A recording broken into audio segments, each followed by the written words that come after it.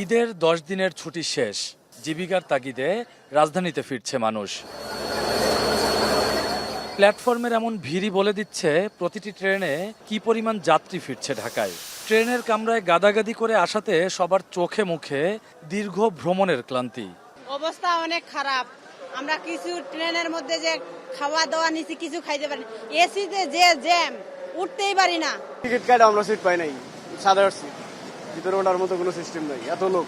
আমরা টিকিট নিয়েও আমাদের সিটে ঠিকভাবে বসতে পারতেছিলাম না। পরবর্তীতে সিটে বসার পরেও আমাদের গায়ের উপর উঠে যাচ্ছে মানুষজন। এছাড়াও নির্দিষ্ট সময়ে স্টেশনে ট্রেন না পৌঁছানোর অভিযোগ যাত্রীদের। কারো কারো অপেক্ষা করতে হয়েছে 2 থেকে 3 ঘন্টাও। কালকে অফিস করবে, তার জন্য সবাই ট্রেনে উঠছে, আবার প্রচুর জ্যাম হয়েছে।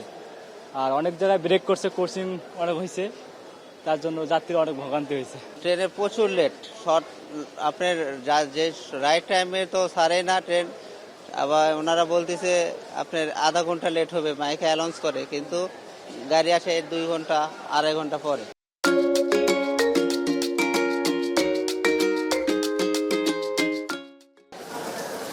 কয়েকটি ট্রেনের দেরি করে ঢাকায় ফেরার কথা স্বীকার করলেন স্টেশন ম্যানেজারও। তার দাবি, প্রতিটি স্টেশনে অতিরিক্ত যাত্রী চাপের কারণেই এমন বিলম্ব।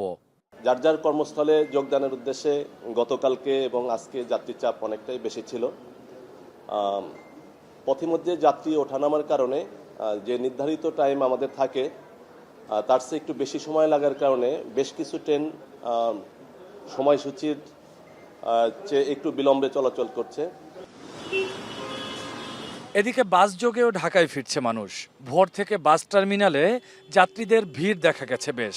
তবে সড়ক পথে ঢাকায় ফেরা যাত্রীদেরও অভিযোগ কম নয়।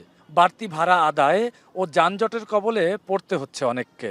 বাড়তি ভাড়াতে একটু নিচেই, মানে যেখানে 400 টাকার ভাড়া 600 টাকার নিচে।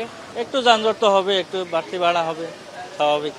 আগামী বছর ঈদযাত্রা আরও নির্বিঘ্ন করতে সরকারকে আগাম প্রস্তুতি গ্রহণ ও তৎপর হবার আহ্বান যাত্রীদের। রকিবুল রাহাত, এখন, ঢাকা।